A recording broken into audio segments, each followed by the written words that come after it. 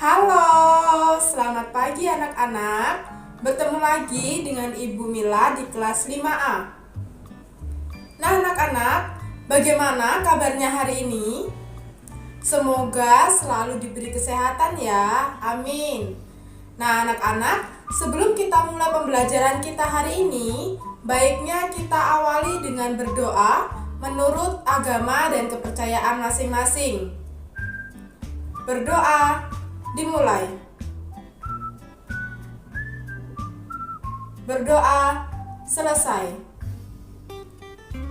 Nah anak-anak, sudah siap dengan pembelajaran hari ini? Jika sudah siap, ayo kita mulai pembelajaran kita untuk hari ini.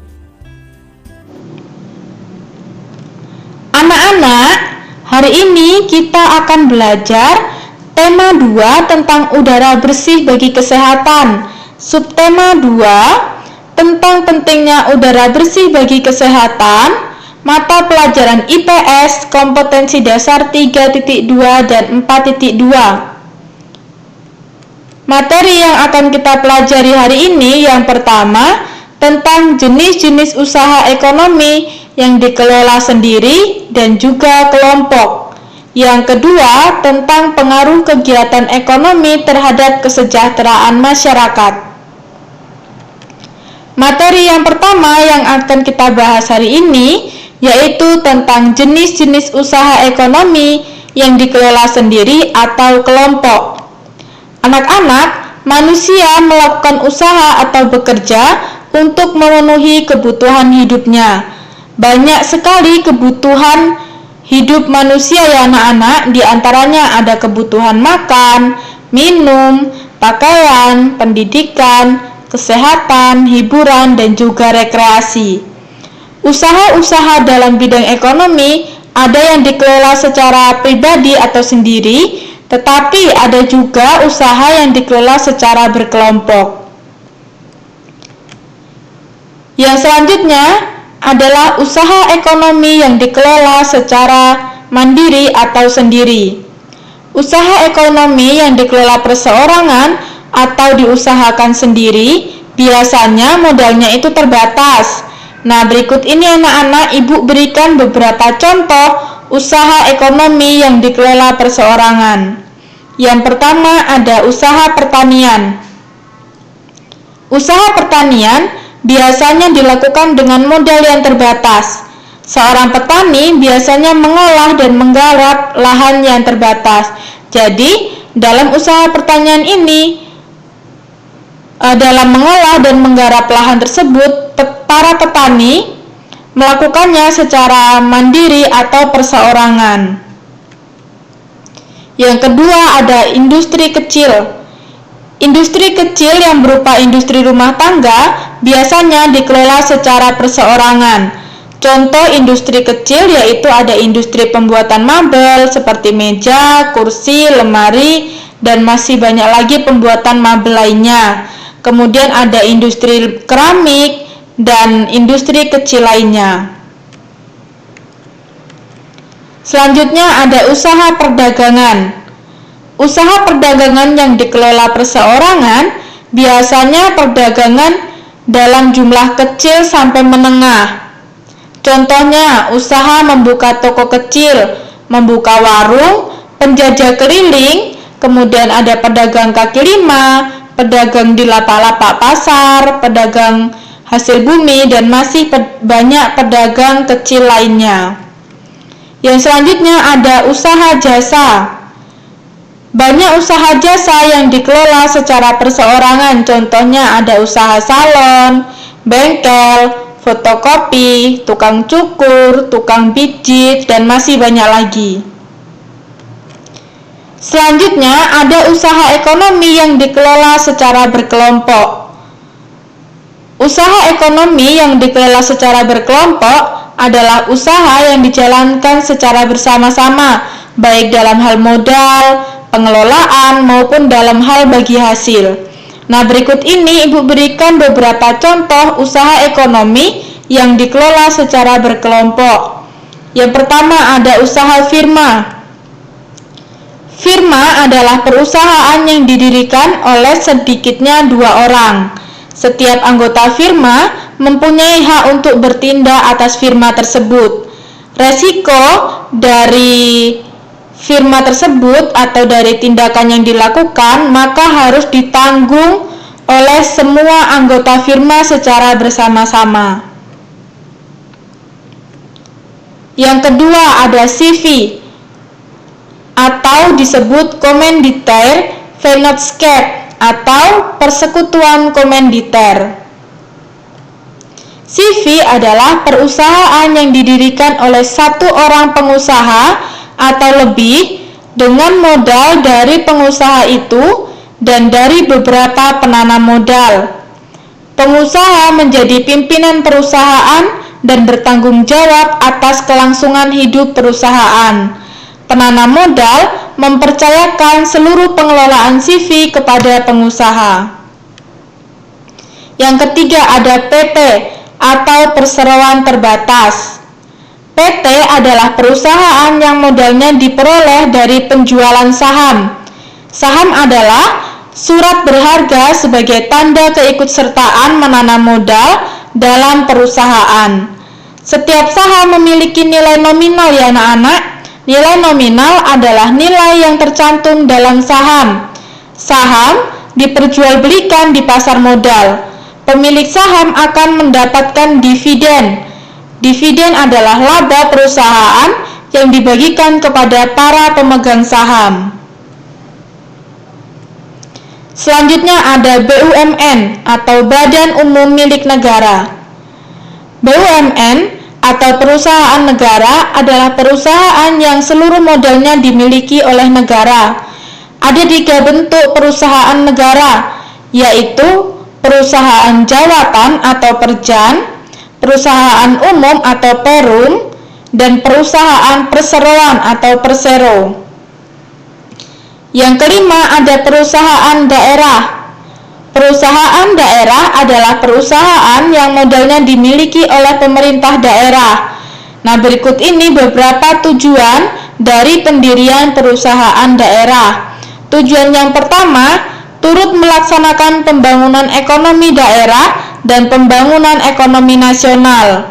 Yang kedua, memenuhi kebutuhan rakyat dan menyediakan lapangan kerja dalam rangka menuju masyarakat yang adil dan makmur. Anak-anak, perusahaan daerah dipimpin oleh staf direksi yang jumlah dan anggotanya ditetapkan dalam peraturan pendiriannya. Anggota staf direksi diangkat dan diberhentikan oleh kepala daerah atas persetujuan DPRD. Yang keenam ada usaha koperasi.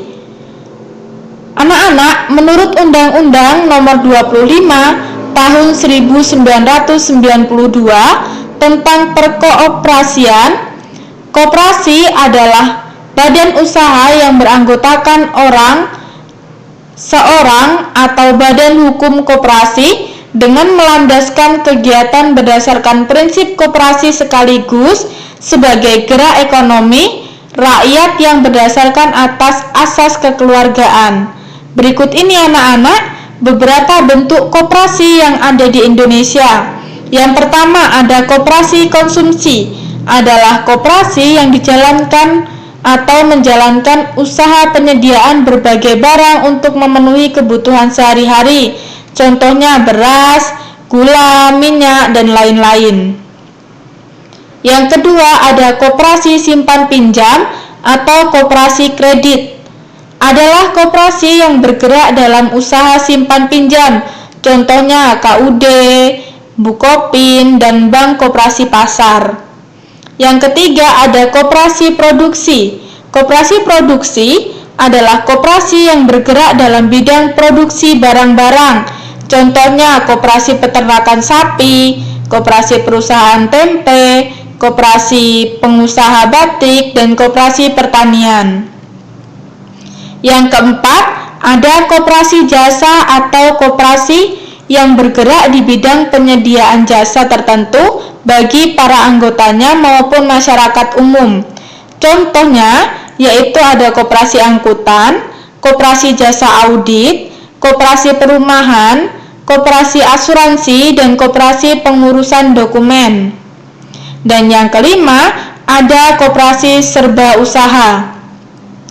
Koperasi serba usaha adalah koperasi yang menjalankan bermacam-macam usaha, seperti menyediakan barang kebutuhan sehari-hari, misalnya simpan pinjam, dan juga melakukan produksi, dan masih banyak lagi. Nah, materi yang kedua yang akan kita bahas yaitu tentang pengaruh kegiatan ekonomi terhadap kesejahteraan masyarakat. Kegiatan ekonomi merupakan kegiatan saling menguntungkan untuk memenuhi kebutuhan hidup. Kegiatan ekonomi dilakukan untuk mencapai taraf hidup masyarakat yang sejahtera. Kesejahteraan masyarakat adalah suatu kondisi terpenuhinya kebutuhan masyarakat sehingga dapat hidup layak dan mampu mengembangkan diri sehingga dapat melaksanakan fungsi sosialnya. Adanya kebutuhan ekonomi tentu saja akan meningkatkan kesejahteraan masyarakat. Pertumbuhan ekonomi adalah proses perkembangnya atau berkembangnya perekonomian yang meliputi kegiatan produksi, konsumsi, distribusi di suatu wilayah. Anak-anak, ada 3 jenis kegiatan ekonomi yang ada di masyarakat, yaitu ada kegiatan produksi, kegiatan konsumsi, dan juga kegiatan distribusi. Yang pertama, kegiatan produksi. Kegiatan produksi adalah usaha manusia untuk menghasilkan atau mengubah barang atau jasa yang bernilai ekonomi lebih tinggi. Orang yang melakukan kegiatan produksi disebut sebagai produsen.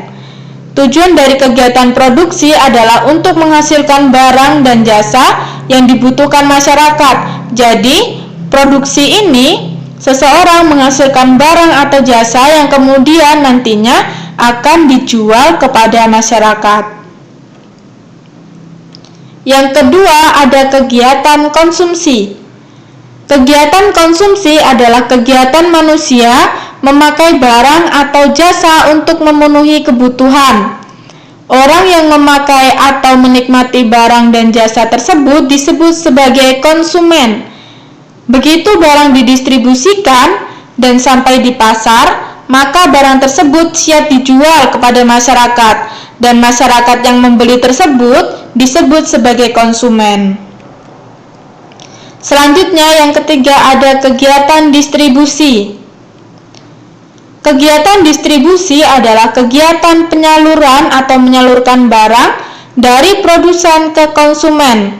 Orang atau badan yang menjalankan kegiatan distribusi disebut sebagai distributor. Untuk tugas IPS hari ini, silakan anak-anak buka buku LKS tema 2 halaman 75-76. Kerjakan bagian 1 pilihan ganda nomor 1-5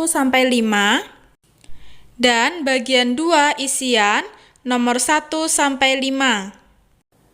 Anak-anak boleh dikerjakan di LKS atau di buku tulis berlogo Saverius. Jika ada pertanyaan, nanti anak-anak bisa tanyakan kepada ibu melalui chat WA pribadi ibu ya. Nah anak-anak, sekian dulu pembelajaran kita untuk hari ini. Semoga apa yang ibu sampaikan pada materi hari ini dan tugas-tugasnya bisa anak-anak perhatikan dan bisa anak-anak kerjakan dengan baik.